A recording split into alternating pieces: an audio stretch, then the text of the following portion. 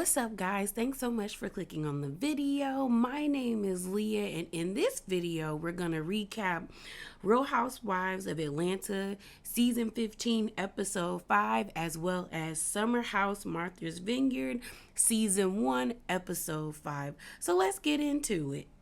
All right, y'all. So before we get into this review of Real Housewives of Atlanta, we gonna get a little spicy, just a little. Because honestly, y'all, not much really happened in the episode. But there's some things that I really want to talk about that I saw on my timeline pertaining to the show. So the first thing is an update on the Martell situation. So I know I mentioned in one of my reviews about Melody actually coming out, which is his ex-wife that's on the same show that he's on, Love and Marriage Huntsville, on her live admitting that, or telling the people that Martell is threatening to release revenge porn on her. And a few days after her live, there was actually an interview that was posted on the Neighborhood Talk. I'm not going to play it for you, but just to give you a summary, Martell pretty much admitted in this interview that he had with a blogger that he sent Melody, his ex-wife, screenshots of a sex tape that they had made when they were married as a way to get her to stop dragging him or speaking about him on the show and off the show.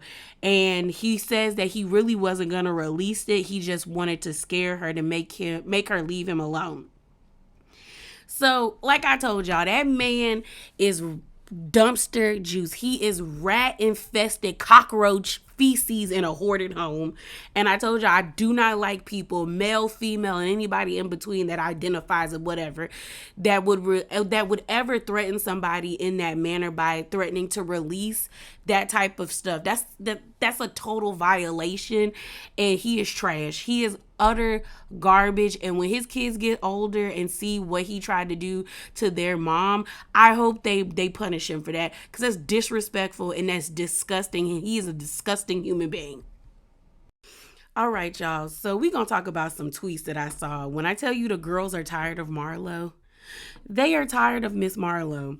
So the first one is Candy. So a fan tweeted Candy and said this: "I don't like how the producers of the show is letting Marlo say all these lies and not proving them wrong. It's very irresponsible at Candy. Do you think the producers are using her to try to get you off the show? Because why are they?" And then it cuts off. Candy quote tweeted this by saying, "I don't know about using her to get me off the show, but I do think it is irresponsible for people to just make up blatant lies on a huge platform. It's not okay."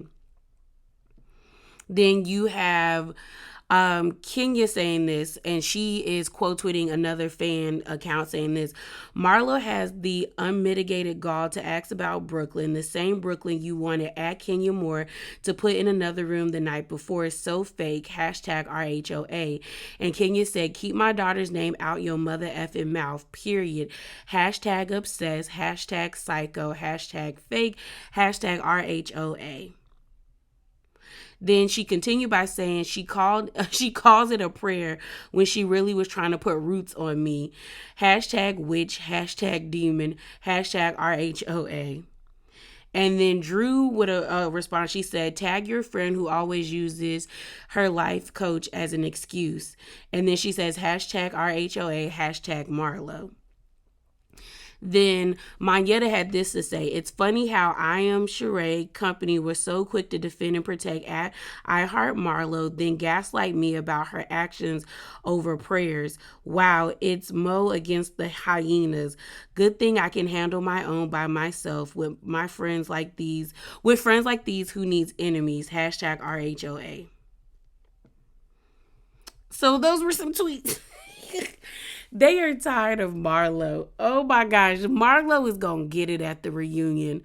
And I'd like to see the outcome of that. So on to the review, you guys. So the episode opens up where it left off, where you got Marlo banging on Kenya's door like she the police trying to serve a warrant or arrest somebody. Kenya yelling out like, if you bang on my door again, I'm going to call the police. Then Marlo's throwing a fit, talking about Kenya gets she always does this. She doesn't ever want to hang out with us. And then they show like all the times that Kenya has like not been a part of the group or she separates herself from the group. Marlo ends up calling Kenya broke and a mess. You got Marlo lashing out at Monyetta because Kenya's not there, so she don't have nobody to argue with. But because Monyetta is Kenya's friend and she's the proxy of Kenya right now, she getting all of Marlo's anger and angst. Monyetta is trying to be like, she's a grown woman. If that's how she want to feel, that's how she want to feel. So they're going back and forth in the elevator. I agree with Sheree when she was like, this is like rock, paper, scissors, and both of these girls are the rocks, because Monyetta wants to get the last word in. Marlo wants to get the last word in. And as they're walking out of the lobby, walking out of the, what's it called? The elevator that they're in, I guess they had to go through a walkway. There's a door, and Marlo tries to slam the door in Monyetta's face, but she doesn't understand that the door was actually very heavy. So Monyetta stops the door from slamming in her face, and now they arguing in the lobby. You got Monyetta threatening to put hands on Marlo. Marlo telling Monyetta, I'll walk you like a dog, girl. Don't play with me. Like, this ain't what you want. Then Marlo is running away from Marlo is running away from Monyetta. Monyetta is talking about, like, I'm not going to chase after you. I ain't gonna lie. I laughed when Marlo went outside and was, like, looking at her through the door, like, girl, I ain't about to argue with you. And it was like, oh, crap, I left my food in there. And then everyone's trying to calm the situation down. You got Courtney running outside to check on Marlo. You got Sheree and Sonya trying to calm Monyetta down. So here's the thing. Marlo was definitely out of pocket for banging on Kenya's door, but it does make me look at Monyetta kind of funny, because I'm like, we saw you see Brooklyn, so Brooklyn's there. And it's like, I don't know if the other ladies knew Brooklyn was there, like if Kenya was telling them like, oh yeah, Brooklyn's here, but they all kind of was like, oh, her child's in there. When she said her child was in there, everyone kind of like peeled back. Marlo came up a second time and banged on the door. So it's kind of like, I don't think they knew her kid was in there. But once everyone made that connection, like, oh crap, the baby's in there, yeah, we should leave her alone. But I'm looking at Monyetta like, you saw Brooklyn, why wouldn't you just tell them to like we shouldn't do that? I don't think it was right for Marlo to slam the door in Monyetta's face. Like, that was wrong. But it's also weird that Marlo is taking it to heart that, like, Kenya doesn't want to come out and play with them. My thing is, Kenya is probably embarrassed at the fact that they got kicked out of that fundraiser, because as this episode went on, you could tell that she really wanted to participate in the actual festivities, because it is a big thing. Like, the atmosphere of homecoming is big. And someone told me in my comments that down there, like in Birmingham, that is a big event. The classic that they have is a big event. And like at my HBCU, we have the Aggie Eagle Classic, and that's a big thing for us too. So the atmosphere is big, and it's like it overtakes you, and being a part of it for a lot of people is like an honor for them, something that Kenya wanted to do. So she probably felt some type of way that things weren't going the way she wanted it to go, because it was also promoting her brand, Kenya Moore Hair Care. So it's just like, okay, but I just don't get why Marlo is so angry with Kenya. And honestly, it is due to her abandonment issues, something that a life coach really can't help, that honestly intensive therapy is needed. Like, that's what happens when you really don't delve into your trauma and really like work on those things, because you can tell that Marlo has more than just childhood trauma. Marlo has probably been through some things that she really hasn't like sat with herself and really worked through, because the way she acts is wild. So we see Monyetta, Sheree, and Sonya sitting in the lobby, and Monyetta calls Kenya. Kenya pretty much is scolding Monyetta like a child, telling her like, girl, I told you to watch out for Marlo. And Monyetta's like, no, my weakness is kindness. That's a stupid weakness to have, because you could be kind and also smart. You have an issue with people pleasing, not being kind. You want to be liked by everyone. Check on that, Mayetta. So while she's sitting there, you have Sheree take the phone, and Sheree is like, girl, what is going on? And then you have Sonya take the phone and try to get clarity. But as the phone is being pushed around in their little their little circle, you can hear Kenya being like, I just want my friends to be here, like people who really support me. And like, if you're not that, I just want you to go and not bring negative energy. So Sonya takes the phone and she's trying to talk to Kenya, and Kenya pretty much tells Sonya, like, you can leave. And Sonya's like, for real? So Sonya's like, yeah, you know what? I'm out. And I'll give points to Sonya. It's weird to me that everyone acts like Sonya is overreacting, but had Kenya said that to Candy or Drew or somebody y'all deem as your faves or people you liked, y'all would think Kenya was out of pocket. And to me, I felt like Kenya was disrespectful. I understand her being upset and frustrated at what just happened with Marlo and the banging of the door, but you don't disrespect people who actively are here to support you, that you invited. And I'm with Sonya. Like, you ain't got to tell me but once that you don't want me around, and I'll leave. So I think she did the right thing to be like, you know what? I got to go to work. I might as well get a start early on, because remember last episode, Sonya said she was going to leave early in the morning, but it's still nighttime. So she said, you know what? I could get on the road now, sleep in my bed, and be with my man and my kids and my family and people who really want me to be there. So we find out that Sonya packs. We also see like Sonya's like, you know what? I ain't got to be here. So she goes and packs her stuff. We see Marlo and Courtney come back inside to sit down, and we find out that Marlo texts Kenya that she's rude, she's selfish, she's a selfish mother effer, and she needs to seek help, and she's a rude bitch. And so Sonya is like, she pretty much told us to leave, so I'm gonna leave. So Sonya comes down, and they're like, you really leaving? And she's like, yeah. And then Sonya's telling Marlo, like, girl, if she don't want me to be here, she definitely don't want you to be here, so you should probably leave.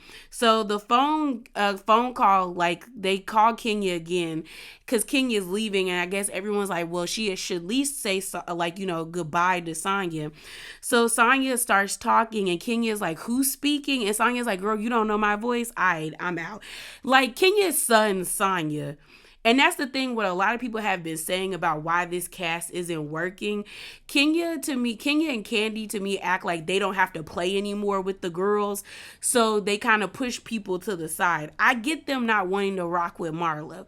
Because like a lot of people have been saying, and I even watched, I think last Saturday, L. Teddy had a live, and he had another YouTuber on his channel, and they were talking about the Marlo situation, especially the B. Scott letter that came out about people being worried about their placement with the low ratings that happened during Memorial Day, and how they were like, yeah, Marlo was good when she was a friend of the show because she knew how to play it. Like, she would come in and break up the scene and cause a bunch of chaos, but now that she's a full-time housewife, she's just causing chaos, and it doesn't make sense.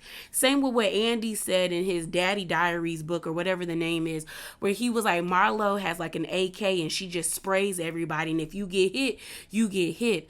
Marlo doesn't understand that she's doing too much. So I get why the girls don't want to play with Marlo, but they actively son Sonya, and it's like the only reason they do that is because she is connected to Marlo. If she wasn't connected with Marlo, they probably would play with her more. But I feel like it's weird that people are like, oh, Sonya just takes everything to heart when it comes to Kenya. To me, it's like Kenya be doing the same thing. Like, what Sonya said was true. Kenya was acting like Sonya should have been bending over backwards for her in Jamaica. But now that we're here in Alabama and Birmingham, and they're asking the same things of you, you got an attitude. And your trip sucks. Your trip actively sucks. At least in Jamaica, y'all had beautiful rooms. You had beautiful scenery. Y'all are in Alabama. You could do more, Kenya. You just need to stop hosting trips. Just stop hosting trips. So it's the next day, and unfortunately, we find out that Kenya ends up going to the hospital because, her chest is feeling tight. And we also find out that she had had the virus, had the Rona. So she might be feeling residuals. So she didn't end up getting to perform in the halftime show.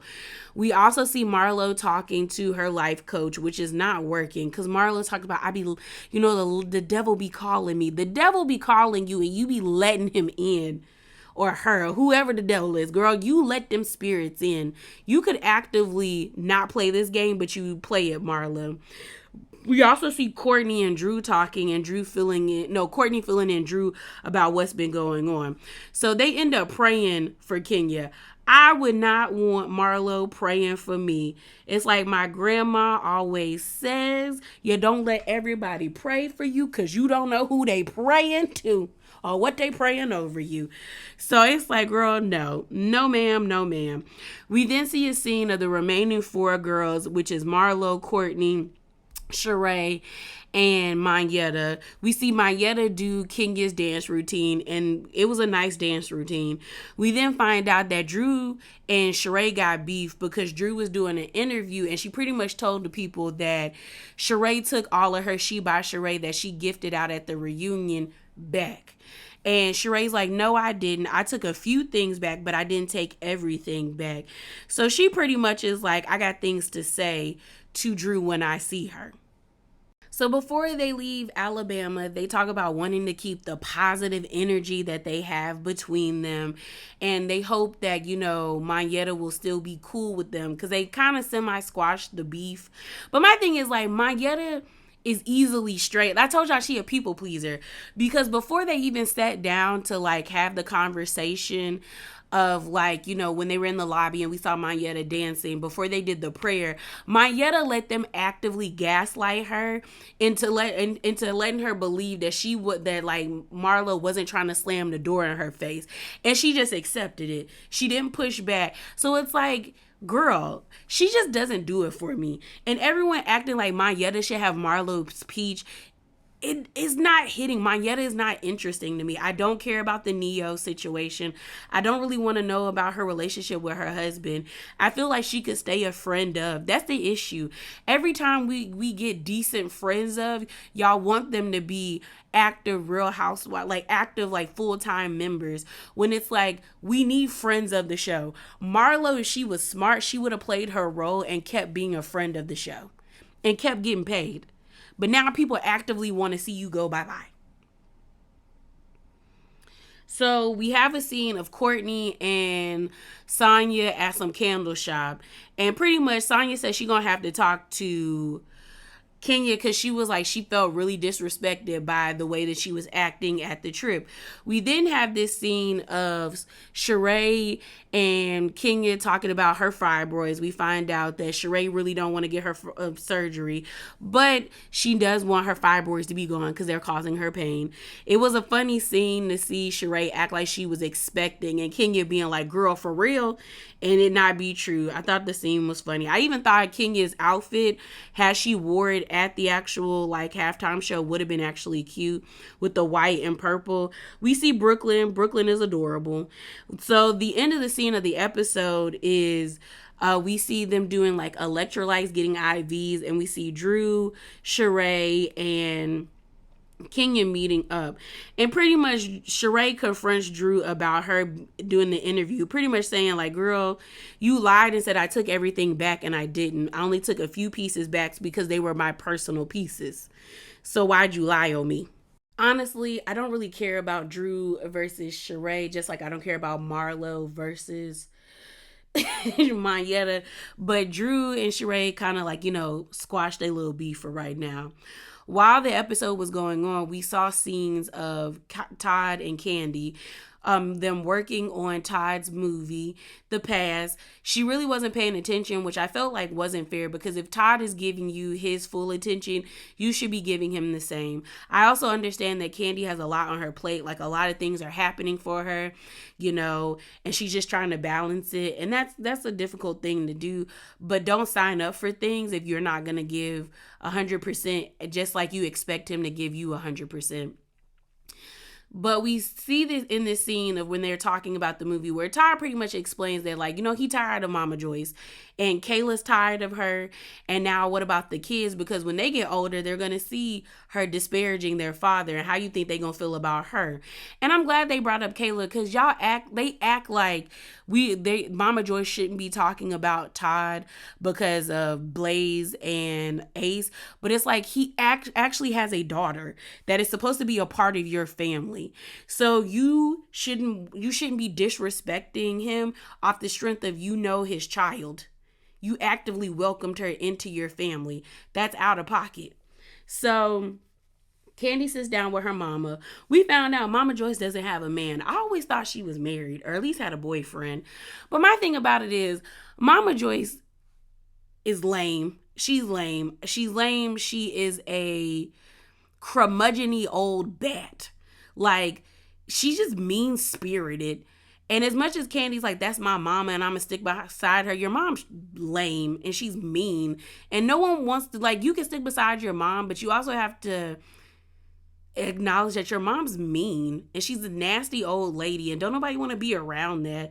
It's but so much someone's gonna take of you constantly talking trash about them. And Candy should have said something to her mom. Todd and Candy, I think someone said, have been married almost 10 years. By year 2, you should have checked your mama. You should have said, Mom, like, let it go. Let it go. And then to compare him to George Jefferson because she feels like Todd isn't humble anymore. What it sounds like to me is you mad that somebody else is getting your daughter's money and you don't have as much access to it like you used to. That's what it sounds like. You sound like a hater, Mama Joyce. Fix that. Fix it. But let's move on to Summer House Martha's Vineyard. Before we get into Summer House Martha's Vineyard, we gonna get a little spicy again. So I have an update video for Bria's whole situation about getting arrested in Cannes, France. I'm gonna play it for you. It was a 3-part, but I just think the first part is the most important. So I'm gonna play that for you guys and give you my thoughts. And then we're also gonna talk about Amir being on Watch What Happens Live and apologizing to Bria, and then also his back and forth with Mariah. So let's get into it.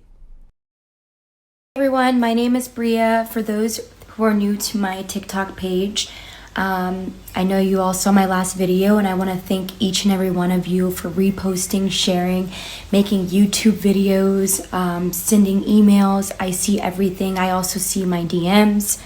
I'm sorry the update has been so long. It's been a long process, and I wanted to make sure I was back in my country before making another video on how I felt and what was going on. So let's get into the update. So I have the US Embassy / consulate involved. I do have the prosecutor involved, as well as lawyers that I hired, French lawyers and as well as American lawyers for my sister and I. Those who are new and haven't seen my previous videos, I would recommend you go see the videos and then you'll understand the update. The police department and police officers that were involved are being investigated. They are taking this very serious because they broke the law. Many different parts of my story, they broke the law. I still don't have my police report. They're still giving me a hard time. I have reached out to the president, the mayor of Cannes, and other important people that work in the higher ups above the police department so that I can get some cooperation. I understand that this is going to take a long process, and, I'm trying to be patient, but, I want things to happen faster. I do want to clear up some things, but not making assumptions that we don't know if it's a lady or not. There could be a possibility that was even made up. We're still trying to figure that out, my lawyers and I, as well as the prosecutor, and that will only tell when we get the police report. So we don't know. What my boyfriend was told was a lady complained about us in Zara and said we robbed her, but they wouldn't release the name. They wouldn't give us any information. Like I said, we don't even know if it was just the police trying to stop us or if there's an actual person. There's also a couple of tips that I wanted to share on why we could have been targeted by the police. First thing, As you know, in Cannes, they do the biggest film festival every single year, where there's thousands of actresses, actors, producers, directors, you name it, of your favorite films that go there. It's very glamorous. Influencers, TikTokers, they all get invited out to the film festival. During these times, you have very high elites that go as well. That comes with the territory of working girls wanting to go to make money. I probably have to make a second video. All right, you guys. So you either heard or you watched Bria's video. Like I said, this is only part 1 and she had 3 parts. To me, I only played part 1 because I felt like part 1 gave you all the information you needed to know about, like, you know, an update about what's going on with her. Hopefully she gets justice. It doesn't seem like it's going to happen, if I'm being honest and being realistic. It's like, it seems like there's a lot of like paperwork back and forth between the U.S. Embassy and the actual police station in France. And it's like the U.S. doesn't have jurisdiction. So how much could they like really help? I mean, I hope her and her sister gets justice, but I also hope that her and her sister are going to therapy, because it does seem like it was a traumatizing event. And even though I don't really see it for her, I don't wish that upon anybody, to be stripped of your rights in such a way and be lied upon and then be put in harm's way. That's not fair, even if, especially if you did not do anything wrong to cause that trauma to happen to you. So let's move on to Amir and his whole situation on Watch What Happens Live. So Amir and Bria were on Watch What Happens Live recently, and a viewer called in and asked Amir about the whole situation with him putting Milo's clothes in the dryer and getting Mariah kicked out of the house. And I'm going to play what he said, and then after that, we're going to read tweets from Mariah as well as Amir. So Amir, did you ever apologize to Bria, since you were the one that accidentally mixed up her laundry with Mariah's clothes and Milo's dog stuff? Good question. Yeah. I did apologize, but it was like post-nuclear war. So you kind of see me like motion to diffuse the situation, but at that point, I had to protect my own life. Oh, listen. I wasn't. I took the heat for you. Who were you protecting your own life from? Yeah. Bria. Right. Yeah. Excuse me? She would have been like, "This is the man who did it," and I would have been. I almost caught a box for you. And you can handle it. You can swing back. I can't. Right. Oh, You know what I'm saying? So better you fight that fight than me. Okay. Well, where's my apology? I'm so sorry for putting your dog's Wait, look laundry. me in the eye. I am so sorry for putting your dog's laundry in with Mariah's and starting a fight that almost separated the house. Okay, give me a hug. Wow. Amir, Amir. So y'all just heard the audio of Amir apologizing to Bria. Well, Mariah saw this clip and heard the audio and decided to quote tweet the Watch What Happens Live clip, and this is what she had to say. She said, "To be honest, I'm not surprised at this one bit. I didn't find out Amir was the one that put the dog's clothes in the laundry until episode came out. Even then, he still never reached out to say anything about it. Scared of black women, but it was showtime when it was Phil. Hashtag SummerHouseMV." And the reason why she said scared of black women is because someone dug up Amir's old tweets, and I will feed it in if I can find the picture. I took a screenshot of it in my camera reel. But pretty much he's tweeted out that black women scare him. And I already told y'all, Amir gives token black anyway. But he responded underneath her tweet by saying this: "I'm not an scapegoat," with the clapping emojis. He said, "Things have never worked out when the opposite sex has gotten into an altercation that wasn't theirs. In the moment, I should have said something." And he said, "probably. Hindsight is 2020, but the drama between Bria, Milo, and Mariah had been going on since day one. This wasn't the first time they were screaming at each other. They had their own problems to work out, and I did not think the laundry was the reason for that." So here's my thoughts. Amir's a coward to me. And the reason why I say that is the fact that someone had to like ask you, like, did you apologize? Like, you know what you did was wrong, but you can also tell that he didn't think what he did was that serious. But it's like, you can tell that it still hurts Mariah because she's still tweeting about it. Like, she's still like, well, yeah, it was still messed up, which it was. And you can tell that Bree's not that bothered by it. But then again, when you think about it, Bree and Amir still get to reap the benefits of being full-time cast members on this show. So why would they even have an issue? Or why would Bree even have an issue with Amir? Because she's still in the house. Or she still got to stay until it was time for everybody to leave. With the whole tweets, Amir talking about he's not an scapegoat.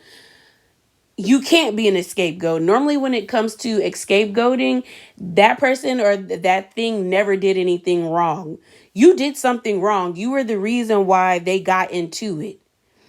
And you have to also put ownership and blame on Mariah because, yeah, Mariah got physical. Bree also got physical. And both of these women are able-bodied adults. They are 27 and probably, I think Mariah's in her 30s. Like, you have the autonomy and the mind of like control to tell yourself not to do that stuff. So she has to take blame for that. But Amir also needs to take blame as to being the reason why it happened. And let's say we go with his logic. He didn't want to get into women fighting because we know some women don't like women getting women's business. Well, when it came time for them to do the house vote, Amir should have been one of the most vocal people because you were the catalyst as to why they were arguing. You should have spoke up for Mariah. And even if you didn't want Mariah to stay, you should have spoke up for Bree because you let everyone blame her for something that she didn't do. A coward either way, and a snake because you went and hugged that lady in the room when it was time for her to pack up. Snake and a coward. And then the whole like a black woman scared me. I couldn't find the screenshot I took, you guys, but I'll say allegedly. But either way, y'all, Amir gives that energy. I think people were shopping around a photo saying that he recently got married or he tied the knot and the lady is like non-black or like but I don't know if she's like of any other like ethnicity because the picture was in black and white. But he gives that. And then we know his backstory where he didn't grow up with his black side. And we can't act like there's other communities that don't say dehumanizing and very nasty things about black people, specifically black women. Amir gives token black. Like that saying says, all skin folk ain't kin folk. And that's Amir. You know, he gives that, y'all. He gives that. We just gonna have to let it go. So the episode opens up where it left off, where we have Bree and Silas going back and forth. You got Bree screaming at Silas, telling him he's controlling, and you got Silas yelling at Bree. She's manipulative, but struggling with the word. But then you have Preston being like, two things can coexist. Silas is controlling and Bree is manipulative, which is all the way true. You then have Jasmine trying to defend her man, telling Bree, stay in your room, go in your room. And Bree with her famous line, you're not going to disrespect me. She always saying somebody trying to disrespect her. Get over yourself. So then Summer runs up the steps trying to mediate the situation, telling Bree to stay in her room. So then everyone's sitting down and trying to talk to see what is going on. And they end up taking a house vote where everyone believes that Simon should only stay for 3 days. My thing about it is Bree omitted the truth. So in my opinion, she lied. You only said that Simon was coming for the last week. You said, oh, can Silas come the last week? You saying the last week and not saying verbatim, can he stay for a week? That's two different things. If you tell me like, oh, he's coming the last week, of course, if we've already had guests come, I'm thinking that person is only staying for 3 weeks. I'm not thinking that he's staying the whole entire week. And the truth of the matter is, I don't think it has anything to do with Simon's race. I feel like it has everything to do with like, he's not a main cast member. You're not a main cast member, so why should you reap the benefits of getting the same exposure that we have by staying the whole week? And if you do want to like dip your toe in the race thing, like why does this white guy get to be on this all black cast reaping the benefits of it? when we definitely know they try to give black people on all white cast the bare minimum.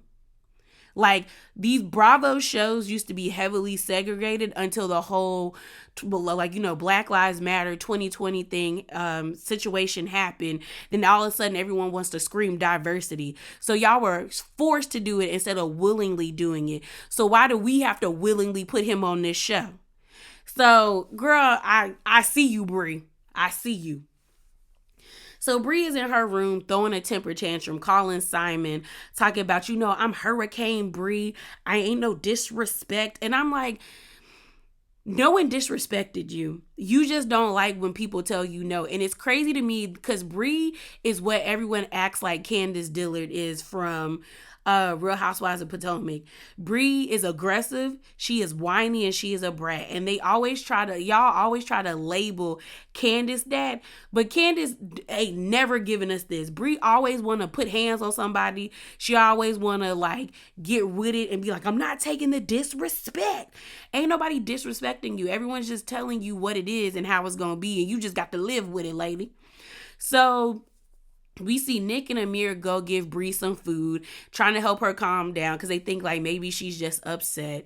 So, and this shows to me that Nick is actually like a decent person, because that's why I think that these storylines is fake. I think these storylines are starting to scream fake to me, and it's not giving real, because I feel like he was genuine with the things that he's saying to people. Like when he had that conversation with Silas about, the way his relationship with Jasmine is looking, and then now going to check on Bria, even though she ain't deserve it.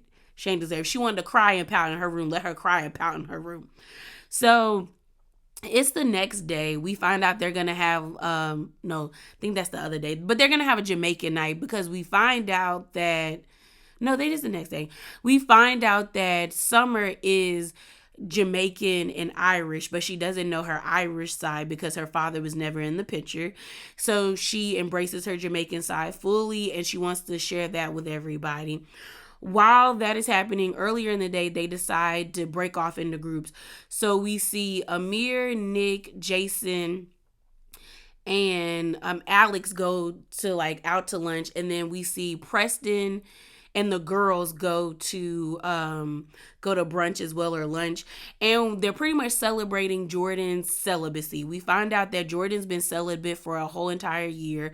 They were all asking well, why were you celibate? And we found out she was in a situationship where it wasn't the best for her, and she thought that she was in control of the situation, but she wasn't. The guy was actually still entertaining his ex. And my thing about it is situationships rarely turn into relationships.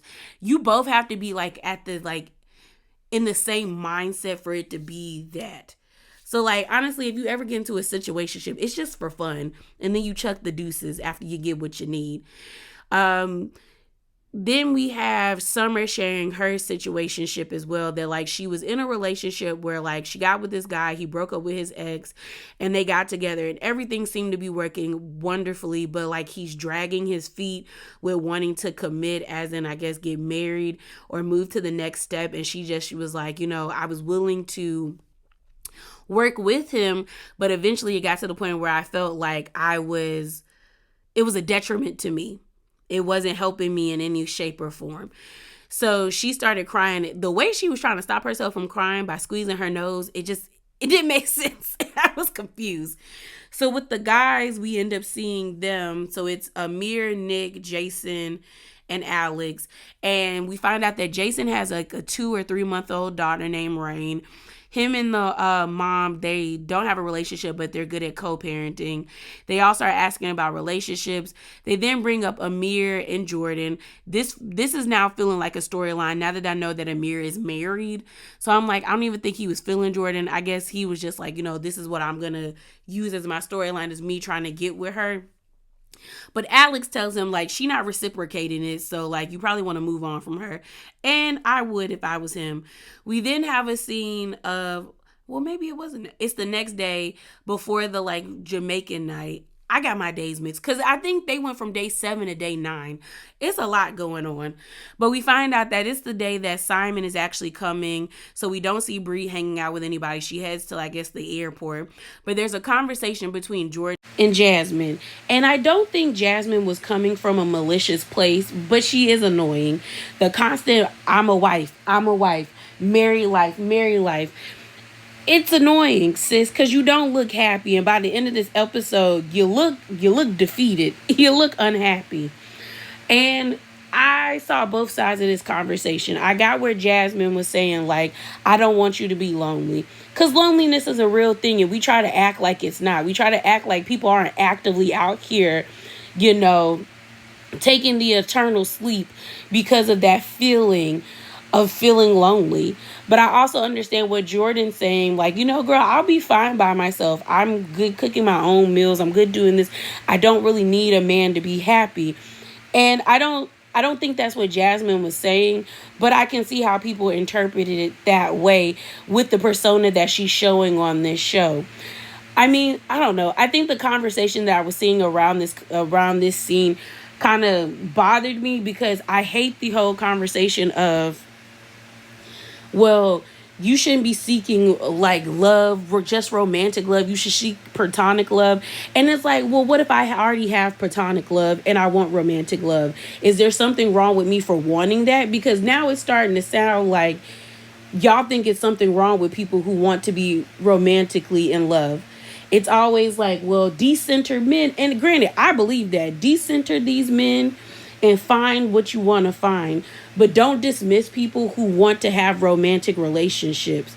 Because there's a lot of people who have platonic love, who have solid family and friends and a community, but are also seeking to be in a romantic relationship with a significant other. And the constant dismissal of that is mirroring the same dismissal that they do for women who choose to be by themselves, who choose to be single, who choose to walk this earth without partnering with something. Without partnering with someone. To me, at the end of the day, do what makes you happy. If being single is what's going to fulfill you in life, be single. If finding a healthy partner and being in a healthy relationship makes you happy, then do that. But I'm sick of this conversation. I went on a tangent and the conversation didn't even go that far. But yeah. So everyone's getting ready to welcome Simon and they're all getting dressed up. We see Preston and Jordan having a conversation where they're talking about the conversation that Jordan had with Jasmine. And then we see Silas, Jasmine, and Summer having the same conversation where Jasmine just feels like, the conversation didn't go the way I wanted it to. It left it awkward. And then Jasmine's like, it's hard being the married friend. And I don't know, because I have friends that are married and that are in long-term relationships where we still kick it with their husbands. Their husbands still coming to the club with us and hanging out. And I just don't know. I don't know when it comes to Jasmine in this situation. It seems like Jasmine doesn't want to be married. And to be honest, we can't act like people's friends groups don't change as they reach different milestones in their lives. You think about when people graduate from college, they don't have the same group of friends. When people get married, they sometimes don't have the same group of friends. When they have children, they don't have the same group of friends. Or when you get a promotion or you move in a different industry, you don't have the same group of friends. And I think right now, Jasmine is going through the growing pains of realizing that it is going to be different. People are going to view you different when you get married. The trajectory of your lives are not going in the same path. And that is a hard pill to swallow. But she's struggling with it. And she need to find her balance. Because if they come back for a season 2, I don't want to hear about I'm a married woman. I really don't. So we finally see Simon. He ends up getting to the house and gifting everybody expensive bottles of champagne and really nice $800 watches. So that changed the tune for Silas, because now he could stay now that he gave you this $800 watch. Okay, you was bought with an $800 watch. So by the end of the episode, Silas asked Simon while they were sitting at the table, like, how do you really feel about Bria? And while they're speaking about Bria starts to get dramatic, talking about, oh my God, I'm going to cry. Because Silas says words about, wanting to intermingle his life with Bria. And then Jasmine pipes up and she's like, it's hard, you guys. Married life is hard. And she starts crying. And pretty much, I just think she's going through the growing pains of, like, knowing that her relationships aren't going to be the same anymore. But it's like, sis, if marriage is this hard and y'all only in year 1, you probably should get a divorce. Because normally year 1 and 2 is the honeymoon phase. Girl, you already struggling. All right, you guys, if you made it this far to the end of the video, thanks so much for watching. Thanks so much for clicking on the video. Make sure you like, comment, and subscribe. And give me your thoughts below. And as always, remember to be bravely authentic. And I'm out. Deuces.